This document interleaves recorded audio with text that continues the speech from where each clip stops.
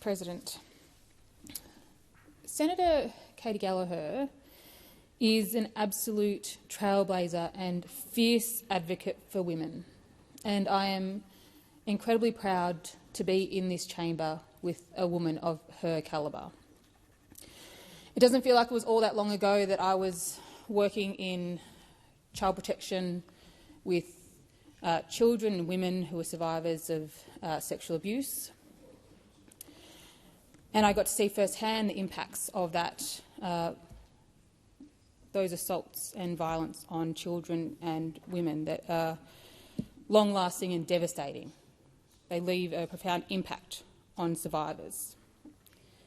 It's certainly easy to forget in this place how powerful words are when they are used so irresponsibly by those opposite. They're used without any care for anybody outside this place.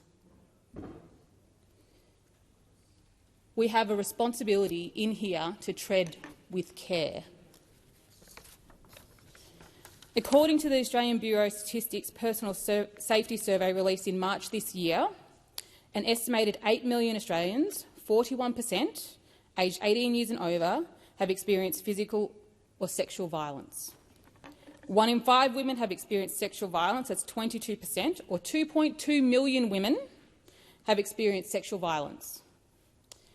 1 in 16 men experience sexual violence, 6.1%, or 582,400 men have experienced sexual violence. The rates of family and domestic or sexual violence are higher for Indigenous women. We know that. 34 times more likely to be hospitalised than non-Indigenous women. And while those opposite want to try to turn the torch on Labor for political gain about who knew what when, there are people out in the community who hear every word that we say in here. It is echoed out into the community, and what they hear is that you don't care about their trauma. You don't care about the resilience or strength of survivors at all. It would be easy to forget, with the disgraceful comments thrown around over the last couple of weeks, that the Me Too movement ever happened. You'd be forgiven for thinking that Set the Standard report was never written, or the Let Her Speak campaign never happened. You'd be forgiven for thinking that those events didn't happen because it's certainly fallen on deaf ears over there. It's like those opposite learn nothing. Zero.